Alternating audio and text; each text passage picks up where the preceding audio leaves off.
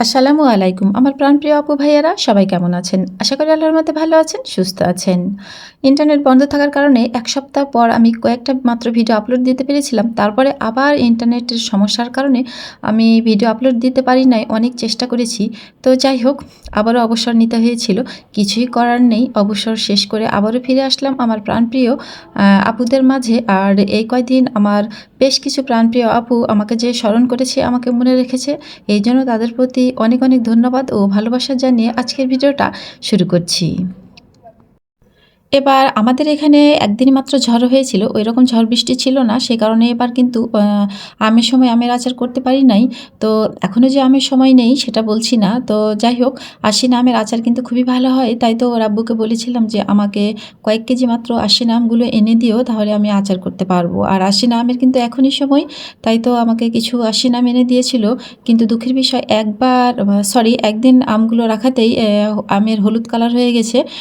আমি সময় সুযোগের জন্য আসলে পরের দিন আম নিয়ে আসার পরের দিন আমি আচার করতে পারিনি। তো তারপরের দিন আচার করতে এসে দেখছি যে আমগুলো একটু এরকম হলুদ হয়ে গেছে। তো আসলেই কোনো সমস্যা নেই, আচারই তো করব। আর আশিনা আমের কিন্তু খুবই সুন্দর আচার হয়। আর এই আশিনা আমের আচার কিন্তু আমি আমার শ্বশুরবাড়িতে এসেই আশিনা আমের আচার করা শিখেছি। আমার শ্বশুরবাড়িতে আশিনা আমেরই বরাবর আচার করা হয়। অন্য কোনো আমের কিন্তু আচার করে না। টক মিষ্টি দুটোই এই আমেরই আচার করে। তো সকালবেলা শুরু করেছিলাম যখন রান্নাঘরে আচার করা, তখন কিন্তু বৃষ্টি ছিল না, আকাশ মেঘলা ছিল। আর ভাবছিলাম যে বৃষ্টি হবে। তো খুব সকাল সকালে কিন্তু আমি আচারটা করতে শুরু করে দিয়েছি। আর আচার করতে করতে কিন্তু এতে বৃষ্টিও হচ্ছে।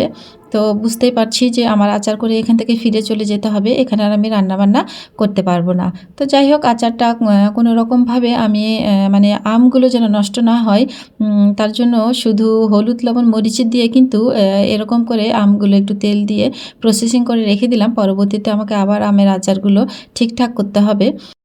আর যেহেতু ওর আব্বু এখনও গ্যাস নিয়ে এসে দেয়নি, তাই তো আমাকে ইলেকট্রিক চুলায় রান্নাবান্না করতে হবে। আমি আজকে পেঁপে রান্না করব। পেঁপেটা ভাপ দিয়ে নিয়েছি, নিয়ে এখন আমি তেলে ভেজে নিচ্ছি। আর এই যে এই মাছগুলো একদম টাটকা মাছ, কিন্তু এগুলো ওর আব্বু নদী থেকে খেয়া জাল দিয়ে মাছগুলো মেরে এনেছে। আর মাছগুলো দেখতে আমার খুব ভালো লাগছিল, এমন টাটকা টাটকা মাছ।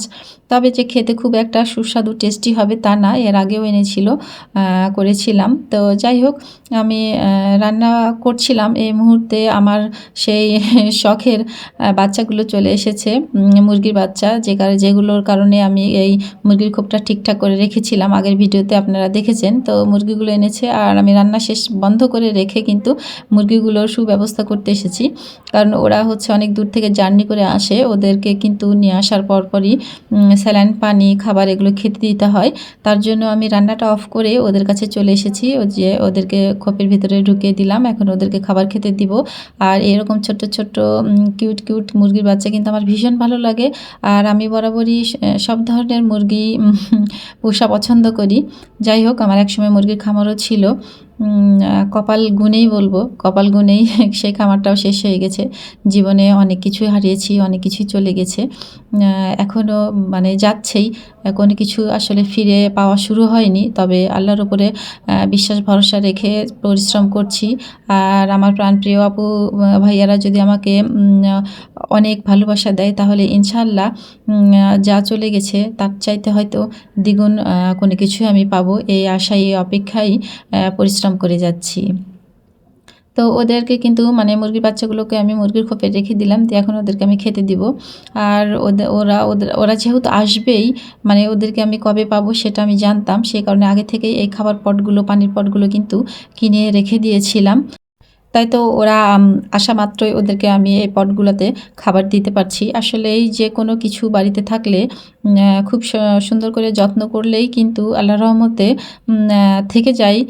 এটা আসলে আমি দেখেছি। আর আমার আল্লাহর রহমতে মুরগি খুবই ভালো হয়। আমি মুরগি পুষলেই, যে কোনো মুরগি পুষলে খুব ভালো হয়। তো এই মুরগিগুলো আমি ফার্স্ট টাইম নিলাম। এগুলো কিন্তু ব্রয়লার মুরগির বাচ্চা, আশেপাশে সবাই নিচ্ছে, সেটা দেখে আমারও খুবই ইচ্ছে হলো। তো আমিও নিলাম। জানি না আসলেই কী অবস্থায় থাকবে, কী হবে, একটু ভয় ভয়ও লাগছে। তো যাই হোক, পর্যায়ক্রমে আমার প্রিয় আপু ভাইয়াদের সাথে আমি অবশ্যই শেয়ার করব। তো ওই যে রান্না অফ করে চলে গিয়েছিলাম মুরগির কাজ করতে। মুরগির কাজ শেষ করে কিন্তু আমি আবার রান্নাবান্না শুরু করে দিলাম। আজকে খুব বেশি কিন্তু রান্না করার কোনো কথাই ছিল না।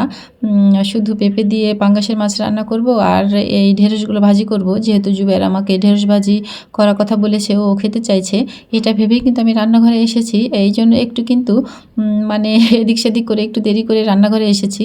আর আসলে আমরা সবসময় যেটা ভাবি বা যেটা পরিকল্পনা করে রাখি সেটা হয় না, সেটার বাইরেও হয়। কারণ আমি তো পরিকল্পনাকারী না, আমার মহান রাব্বুল আলামিন আমাকে নিয়ে, আমাদের সবাইকে নিয়ে পরিকল্পনা করেই রেখেছে যে পর্যায়ক্রমে আমি কি করব না করব। তাই তো আমার পরিকল্পনার সাথে কোনো পরিকল্পনার মিলই হবে না। তো যেটা ভেবেছিলাম এই জন্যই কিন্তু সেটা হয়নি। তো যাই হোক, এখানে আমি ঢেঁড়সগুলো খুব সুন্দর করে কিন্তু ভাজি করে নিলাম। ভাজি করা হয়ে গেছে। এখন কড়াইয়ে তেল দিয়ে দিচ্ছি। আর এই ফাঁকে কিন্তু আমি সেই টাটকা টাটকা মাছগুলো বেছে নিয়েছিলাম। নিয়ে এই তো হলুদ, মরিচ, লবণ দিয়ে মাখিয়ে রেখেছিলাম। এগুলো এখন আমি ভেজে নিব। আর যেহেতু এইটা হচ্ছে অনেক সকালে মাছ মেরে এনেছিল, মাছ কিন্তু নিয়ে আসতে একটু পেটগুলো নরম হয়ে গিয়েছিল। তাই তো ভাবলাম যে মাছগুলো আমি রান্না করব ঠিক আছে, কিন্তু ভেজে রান্না করব। ভেজে রান্না করলে যদি খেতে ভালো লাগে, এটা ভেবেই আমি মাছগুলো ভেজে নিচ্ছি। তারপরে একই কড়াইয়ে আমি পাঙ্গাসের মাছগুলো ভেজে নিচ্ছি। ভাজাভাজি কাজগুলো একবারে শেষ করে নিব তাই। তো আমার প্রাণপ্রিয় আপু ভাইয়ারা, দেশের পরিস্থিতি খারাপ এখনও যে ঠিক হয় নাই, এটা আমরা সবাই জানি।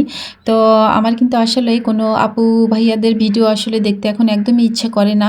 করে না বলতে একেবারেই ইচ্ছে করে না। আমার সবসময় মনে হয় যে আমি ইউটিউব ফেসবুকে ঢুকে সবসময় আমার সেই দেশের জন্য যে স্টুডেন্টরা লড়াই করছে, আমি তাদের ভিডিওগুলোই দেখব, তাদের আপডেট ভিডিওগুলো দেখব। তারা কোথায় কী করছে না করছে, খবরে কতটুকু কী দেখাচ্ছে বা ইউটিউব ফেসবুকে কতটুকু কী দেখাচ্ছে, সেগুলো দেখার জন্য মনটা আমার সবসময় ছটফট করে।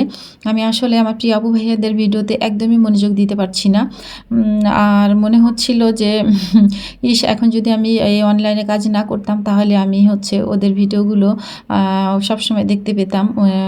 এটাই বারবার মনে হচ্ছিল, কিন্তু কিছু করার নেই। যেহেতু আমি অনলাইনে কাজ করি আর ভিডিও আপলোড দিয়ে যদি রেখে দিই, আমি জানি যে অনেক প্রিয় আপু ভাইয়ারাই আছে, তাদের ভিডিও যদি আমি না দেখি তারাও আমার ভিডিও দেখবে না। বা আমি যদি রেগুলার হচ্ছে ভিডিও আপলোড না দিই তাহলে আমার চ্যানেলের ১২টা বেজে যাবে। এগুলো অনেক কিছু ভেবেই আসলে ভিডিও আপলোড দিতে হচ্ছে বা আপলোড দেওয়া শুরু করেছি। আর সবার ভিডিও ইনশাল্লাহ দেখব। তো একটু এদিক সেদিক হলে আমার প্রাণপ্রিয় আপু ভাইয়ারা একটু ভুল বুঝবেন না। আসলে মনকে কন্ট্রোল করা খুবই কঠিন, কারণ দেশের পরিস্থিতি এতটাই বেশি খারাপ।